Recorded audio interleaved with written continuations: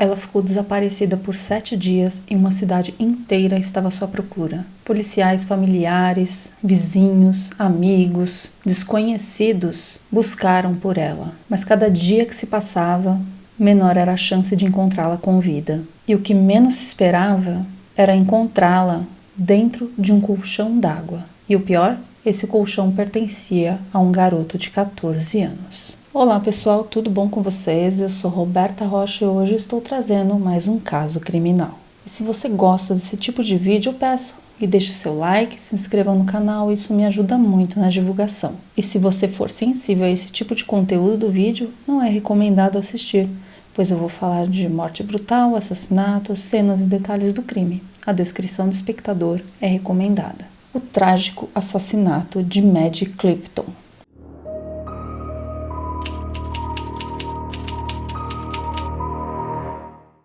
Maddy Clifton, ela nasceu em 17 de junho de 1990. Era uma menina de 8 anos da Flórida que vivia com seu pai, mãe e a irmã mais velha de 11 anos na época do crime, Jessica. Maddy adorava esporte, adorava brincar ao ar livre, adorava sair para poder brincar. E foi exatamente isso que aconteceu no dia 3 de novembro de 1998. Ela foi para a rua brincar e saiu batendo de porta em busca de algum amigo para brincar com ela na rua. A princípio, nenhum dos colegas podiam estar saindo naquele momento para estar brincando. Sendo assim, Maddy, ela ficou sozinha na rua brincando. Mas logo, outras crianças saíram para a rua e se juntaram a ela. Então, a brincadeira que eles estavam fazendo no momento era com bolinhas de golfe. Estavam jogando bolinhas de golfe. Mas chegou um momento que essas bolinhas acabaram. Todas se perderam durante a brincadeira. Sendo assim, para estar continuando com essa brincadeira, eles precisariam de mais bolinhas de golfe. É quando Maddy diz que tem algumas em casa e então ela tem a iniciativa de estar indo até a sua casa para buscar mais. Ela estava na própria rua dela, ela não estava longe de casa. Então, ela chega em casa para buscar as tais bolinhas. Então, Jessica, a irmã mais velha de Maddy, estava estudando piano no momento e ela diz para que Maddy saia de casa que a está atrapalhando nos estudos. Então, Maddy faz e sai para buscar as tais bolinhas pelo quintal. E essa foi a última vez que Jessica viu a sua irmã. É quando, por volta das 5 horas da tarde, os pais de Maddy pedem para que Jessica vá atrás da irmã para chamá-la para o jantar. Jessica pega a sua bicicleta e vai atrás de sua irmã. Mas ao chegar ao local onde Maddy deveria estar, as crianças alegam que Maddy já foi embora para casa. Como Maddy não havia chegado em casa, Jessica então decide dar umas voltas pelos quarteirões ali por perto, em volta das casas de amigos e conhecidos. E em não encontrar a irmã, ela volta para casa e informa seus pais que não a localizou em local algum. Então é quando eles vão até a polícia e informam o desaparecimento de Maddy. A polícia chegou a entrevistar vizinhos e até os colegas que estavam brincando com ela na rua naquele momento. É quando todos passam a fazer uma grande busca por Maddy. Toda a Flórida sabia do seu desaparecimento. Pais, amigos, voluntários, familiares, pessoas que não a conheciam estavam fazendo essa campanha para o seu retorno. Todos distribuíam cartazes com sua foto. É quando, depois de uma semana sem nenhuma notícia dela, o FBI toma conta do caso. Todos estavam sendo questionados e até um homem próximo dali foi investigado, mas nada o ligava ao caso. Logo depois, outro homem, Larry Grissom, que tinha 45 anos na época, ele tinha o costume de ficar observando as crianças enquanto estavam brincando, garantindo a segurança delas. Tanto que os pais e os vizinhos não o consideravam um suspeito, porque ele ficava as observando para cuidar delas. E também ele tinha um forte álibi para o dia e o horário que a Maddy desapareceu. Os vizinhos da frente da família Clifton era composta pela mãe, Melissa, Steve, o pai, e o filho de 14 anos, Joshua.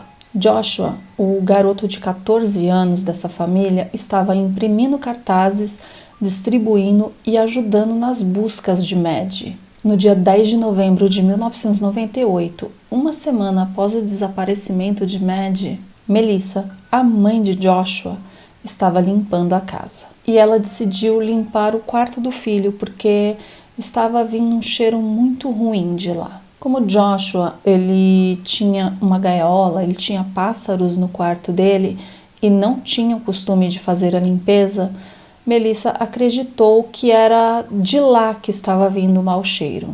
Mas durante a limpeza, ela notava que o cheiro não diminuía, muito pelo contrário. Cada vez ela sentia o cheiro ruim mais forte. Enquanto ela estava fazendo a limpeza do quarto do filho, ela notou que o colchão d'água dele estava com um vazamento. E quando ela vai investigar esse tal vazamento, ela notou que o seu filho já havia tentado consertar esse rasgo, esse vazamento com algumas fitas adesivas. E nisso, ela viu que existia uma meia presa nesse furo. Ao tentar tirar essa meia, ela puxava e não conseguia soltar, não conseguia tirar a meia dali. Mas ao mexer mais e tirar a fita, foi quando ela encontrou o corpo da garotinha desaparecida, Maddie Clifton, ali, no colchão do seu filho de 14 anos. Melissa, ela tentou falar com seu marido,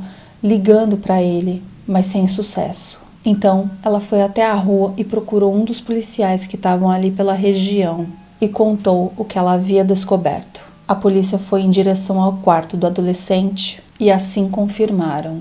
O corpo de Maddie foi encontrado parcialmente vestido, espancado e esfaqueado várias vezes dentro do colchão de Joshua. Eles também encontraram 2 armas do crime em potencial, um taco de beisebol e um canivete. Encontraram um pôster de desaparecida da Maddie colada na estante de livros dele, que ficava de frente para sua cama.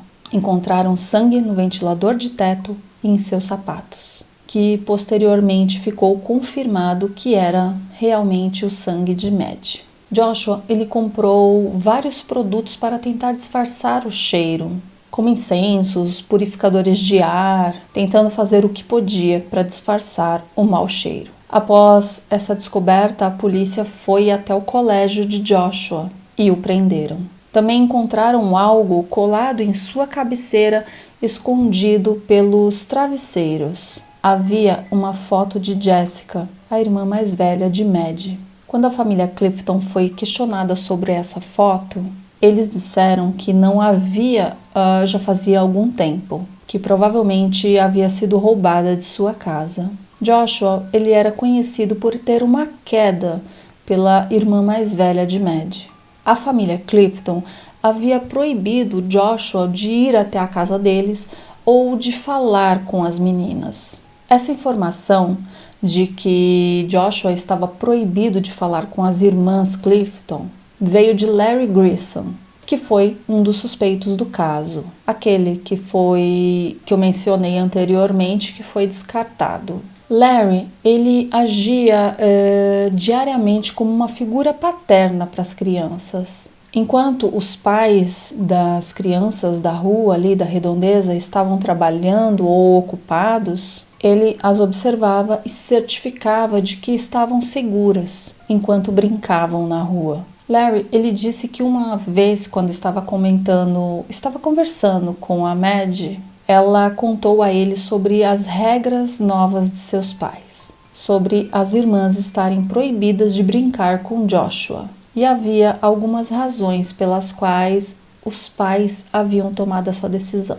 Uma delas era de que Joshua estava tendo brincadeiras de punho sexual com as garotas, piadinhas desse tipo. Foi quando eles proibiram as suas filhas de interagir com ele. Mas a partir daí foi quando as coisas pioraram. Certo dia, quando Maddie, Jessica e a avó delas estava chegando em casa e nenhum dos pais das meninas estavam lá, uma de suas janelas havia sido quebrada. E quando entraram na casa, os móveis estavam vandalizados. Tudo muito estranho, nada havia sido roubado, parecia que alguém havia entrado só para vandalizar. Em outra ocasião, quando as meninas não estavam em casa, inclusive, os pais delas estavam em casa e o pai e a mãe ouviam um barulho no andar de cima. Então subiram para ver do que se tratava e quando entraram no quarto, deram de cara com Joshua. As meninas não estavam lá, ele não havia sido convidado para entrar, os pais delas não haviam visto ele entrar, mas ele estava lá, dentro da casa, no quarto de Jessica. Fato esse que eles acreditam que deve ter sido nessa ocasião que ele roubou a foto dela, que mais tarde foi encontrada colada na cabeceira da cama dele. Joshua R. Patrick Phillips, nascido em 17 de março de 84, filho de Steve e Melissa, o pai dele era especialista em computação e dizem que ele era violento e que ele não gostava que Joshua levava outras crianças na casa dele enquanto os pais não estavam. Ele tinha 2 meio-irmãos mais velhos que já viviam sozinhos, inclusive de um outro relacionamento do pai anteriormente. Foi dito pelos pais de Joshua que ele tinha uma infância normal e tranquila. Educação normal, família normal, seus pais o amavam, o tratavam bem, fazendo o melhor possível para ele. Mas o que Joshua diz referente ao pai é completamente o oposto, o que condiz com o que dizem referente ao pai, que ele era violento. De fato, não se tem certeza se era ou não verdade Joshua que o pai era violento, mas acredito que onde há fumaça, há fogo. E também uma coisa não justifica a outra, é claro.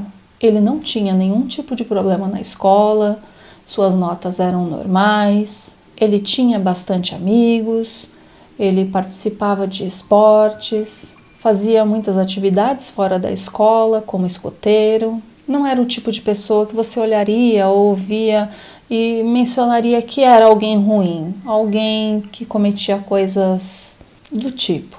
E em sua primeira entrevista com a polícia, Joshua sentou com os policiais e simplesmente confessou o que havia feito. A versão que ele contou é a seguinte: ele disse que estava jogando beisebol na casa dele, em seu quintal, quando Mad chegou e pediu para jogar com ele. Mas de início ele não aceitou, ele não quis, porque ele sabia que seu pai não queria outras crianças lá e também sabia da questão que os pais dela haviam proibido dele falar com elas, com ela ou com a irmã dela. Mas ele diz que ela ficou insistindo e então ele aceitou brincar com ela. A princípio, ele fala que estava tudo bem, até uma certa hora que ele acertou uma bolada no rosto dela.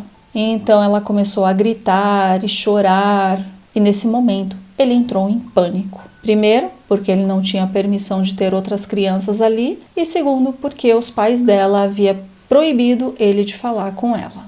Então ele se desesperou com o que poderia acontecer com ele. Só por estar brincando ou falando com ela, ele já teria problemas. Quem dirá brincar e chegar a machucar ela, mesmo que por acidente. Agora, em sua cabeça, estava uma corrida contra o tempo, sabendo que seus pais poderiam chegar em casa a qualquer minuto. Ele precisava fazer algo para Mad parar de chorar. E a primeira decisão que ele tomou foi arrastar Mad para dentro de casa. Que decisão sem noção, né? A levando especialmente para o seu quarto. Então, ele tampou a boca dela para que ela parasse de chorar. E isso fez com que ela chorasse ainda mais. Sem saber mais o que fazer, Joshua pegou um taco de beisebol e acertou 2 vezes a cabeça de Mad. Em seguida, ele escondeu o corpo dela dentro do colchão, pois os seus pais já estavam para chegar. Ele também disse que mais tarde chegou a tirar o corpo dela de dentro do colchão e cortar a sua garganta. Mas essa versão dele foi considerada mentira, pois as evidências físicas vão contra toda essa história. A autópsia de Mad confirma algo diferente do que de fato aconteceu naquele dia. A polícia se desempenhou para criar uma linha do tempo do que aconteceu naquele dia a partir das evidências físicas da autópsia de Mad. Sendo assim, eu vou contar a teoria do que pode ter acontecido baseado nas evidências e no que a polícia acredita. Foi constatado na autópsia que o primeiro ferimento que a Maddie recebeu não foi de uma bolada no rosto. Nenhum ferimento foi considerado um acidente com alguma bola de beisebol. Algo que Joshua não mencionou foi que ele estrangulou a Maddie e que essa foi a primeira lesão dela, que ela foi estrangulada por aproximadamente 15 minutos com o auxílio de um fio, mas que isso não foi o suficiente para tirar a sua vida. E foi nesse momento que Joshua usou o taco de beisebol e acertou a cabeça de Maddie por 2 vezes. Acredita-se que nesse momento ele possa ter sido interrompido pelo pai que acabou chegando em casa, fazendo Joshua entrar em pânico ao ver o pai entrando com um carro na garagem. Acreditam que Joshua imaginava que a Maddie nesse momento estava já morta, e foi quando ele colocou o corpo dela no colchão e desceu as escadas para cumprimentar o pai como se nada tivesse acontecido. Mas quando ele voltou para o quarto, pôde ver que Maddie estava viva e estava tentando sair do local que ele havia colocado ela. Então ele a puxou e decidiu que precisava pôr um fim naquilo tudo. Foi nesse momento que ele pegou um canivete na sua prateleira e começou a esfaquear a menina no pescoço e em seu torso, onde foram feitas 11 perfurações no total, sendo 2 no pescoço e 9 em seu torso. Acreditando que agora Maddie estava morta, ele a colocou dentro do colchão d'água novamente. Um dos patologistas acreditam que ela ainda estava viva mesmo após tudo isso. O que fez ele acreditar nessa teoria é porque a mão da Maddie ela foi encontrada quase agarrando a cama, o que também pode ser uma coincidência. Ou ela poderia ainda estar viva e tentou escapar mais uma vez. Maddie ela foi encontrada apenas de meia e com a camiseta enrolada até o seu pescoço. Mesmo que ela foi encontrada nessa situação, não constava nenhum tipo de violência sexual. Mas depois acabaram descobrindo que Joshua, meia hora antes do crime, ele estava assistindo pornografia. E após cometer o crime, novamente meia hora depois, a mesma coisa. Não era uma pornografia comum a princípio, era algo violento, algumas infantis, e mesmo que ele era um garoto de 14 anos, o que ele estava assistindo era com crianças mais novas do que ele. Nessa questão da pornografia, existem 2 teorias. Uma é a de que ele estava estimulado devido ao que ele assistiu, e com isso acabou cometendo crime, e a segunda era de que ele tinha o costume de ver esse tipo de conteúdo e para fingir que nada de diferente havia acontecido, ele manteve a sua rotina normalmente. Quando Joshua ele vai explicar o porquê a Maddie estava praticamente nua, ele diz que foi porque as roupas dela acabaram saindo sozinhas quando ele foi colocá-la dentro do colchão, dizendo que o short saiu primeiro, depois a calcinha, por último os sapatos e por fim a camiseta acabou ficando enrolada em seu pescoço. O que não faz muito sentido devido à posição na qual tudo estava disposto. Todas as peças elas foram encontradas dentro do colchão d'água, de uma forma que não condiz com o argumento dele. Na forma como ele conta, o corpo foi colocado primeiro e depois as roupas. E não ao contrário do que foi constatado nas evidências. As roupas estavam primeiro, para depois o corpo ter sido colocado. Fora que a camiseta ela não tinha nenhuma perfuração e ele havia esfaqueado anteriormente. Outro detalhe do que Joshua mencionou, que havia arrastado a Maddie para dentro de casa após ela ter levado a bolada, não fazia sentido porque não tinha gramas na roupa ou no corpo dela e também nenhum arranhão, nenhuma escoriação de alguém que tivesse sido arrastada para dentro de casa. Não existia evidências físicas para tudo isso. Então, continuando na teoria, após ele ter feito tudo isso, ele se juntou para estar fazendo as buscas pela Maddie, distribuindo pôsteres e tudo mais, chegando a perguntar a estranhos se eles a haviam visto, mesmo sabendo que ela estava dentro do seu colchão. A polícia chegou a perguntar para ele o que ele pretendia fazer, afinal de contas. Qual seria a sequência do que ele iria estar, da forma com a qual ele iria estar agindo. E ele disse que realmente não tinha um plano, não sabia o que ia fazer em seguida, dizendo que ele apenas estava ignorando a situação, porque esse era o seu mecanismo de defesa que usou a vida toda. Ele ignorava e esperava que nunca precisasse encarar de frente o seu problema. E nessa situação, ele simplesmente não sabia o que iria fazer, apenas vivia como se nada tivesse acontecido. Agora eu vou trazer o que pode ter acontecido antes do assassinato em uma sequência de eventos. A de que a Mad estava procurando pelas bolas de golfe e ao ver que estava atrapalhando a irmã, ela saiu para buscar fora de casa. Então acreditam que ao sair de casa ela vê o Joshua e sabendo que ele tinha essas bolas de golfe, ela foi pedir a ele emprestado. E ele deve ter concordado, mas disse que estava dentro da casa dele e que ela teria que ir até lá para buscar. E acredita-se então que ele teve o intuito de agredi-la sexualmente. Por conta disso, a questão das roupas não estarem nela. E no que ele pode ter tentado algo com ela, ela começou a gritar e chorar. Fazendo assim, ele tomar a atitude que tomou, para evitar que ela contasse o que ele tentou fazer com ela. Assim, entrando em pânico e a matando.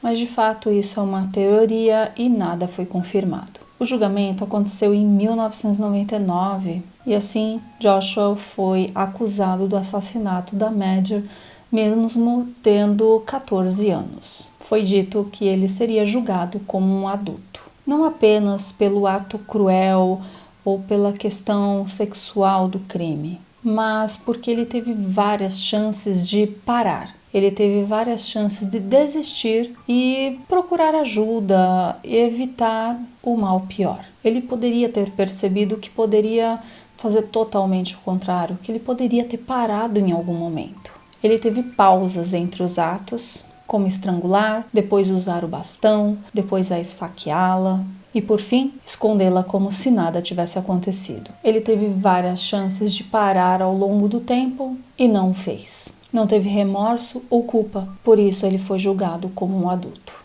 E por pouco, por não ter 18 anos, ele não foi condenado à pena capital. Então, ao final do julgamento, Joshua foi considerado culpado do assassinato da Mad e condenado à prisão perpétua sem direito à liberdade condicional. Joshua, ele se declarou inocente durante o julgamento, mesmo tendo confessado o crime aos policiais. Mas a princípio, por que ele teria feito isso? Por que ele recorreu do assassinato nesse caso? Joshua, ele culpava o pai por tê-lo criado acreditando que esse nível de violência era algo normal. Disse que o pai era abusivo e violento, especialmente quando ele bebia, e que o pai era um alcoólatra, segundo ele, dizendo que ele tinha pavor do seu pai, que o pai chegava a fazer buracos na parede quando tacava coisas nele ou na mãe dele.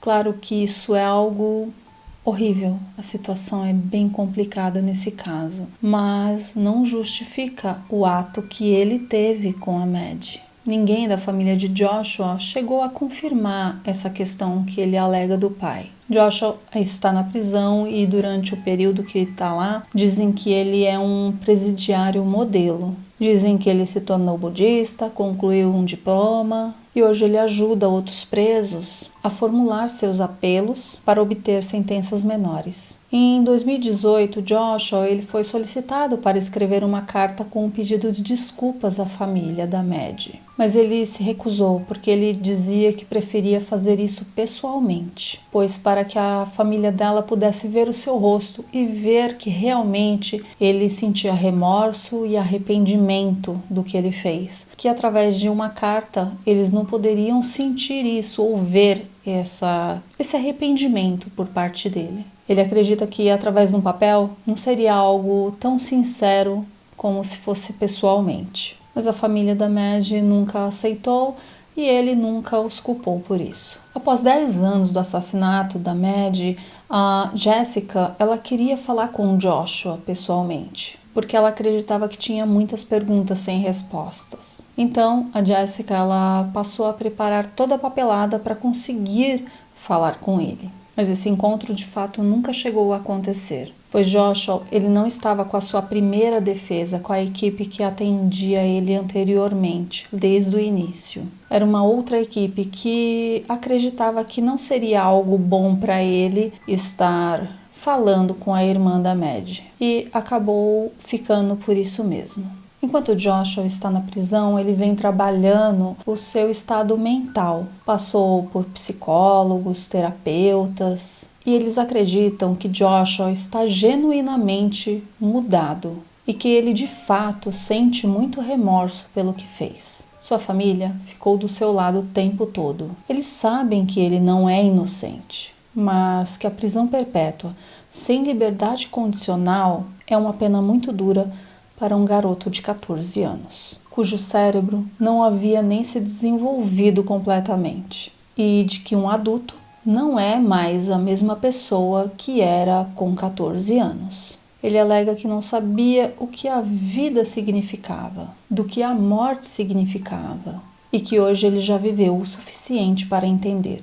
A sentença de prisão perpétua para Joshua aos 14 anos não viola a Constituição dos Estados Unidos. A Suprema Corte decidiu que crianças são diferentes dos adultos e que não deve se qualificar para a sentença de prisão perpétua obrigatória. No entanto, os tribunais decidiram que os juízes poderiam condenar individualmente os menores à prisão perpétua depois de considerar todas as circunstâncias. Joshua ele foi condenado em 1999 com 15 anos, mas em agosto de 2017, com seus 33 anos, teve uma audiência de nova sentença, no qual chorou a testemunhar e disse estar arrependido do que fez e que com 14 anos ele não entendia o que estava fazendo. Na audiência, um psicólogo testemunhou dizendo que Joshua realmente estava arrependido e que sofria por ter vivido com um pai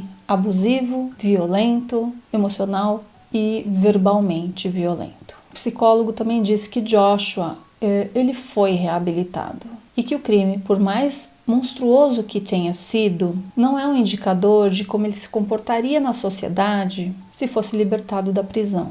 Então o juiz reconheceu a oportunidade de reabilitação de Joshua e o sentenciou à prisão perpétua com a oportunidade de ter a sua sentença revisada após 25 anos, com base na maturidade e reabilitação demonstrada. Essa revisão da sentença deve ocorrer por volta de 2024. Com base na sua sentença original de 1999. Então, em 2024, pode ser que temos alguma mudança nessa situação, nessa sentença que foi colocada para ele. Voltando na linha do tempo, no ano de 2000, o pai do Joshua sofreu um acidente de carro e veio a falecer. Quando isso aconteceu, Sheila, a mãe da Maddie, chegou a procurar a mãe do Joshua, a Melissa, para lhe dar os pêsames, mesmo após tudo isso. Sheila e Steve, os pais da Maddie, após todo esse sofrimento, tristeza, tudo que eles passaram,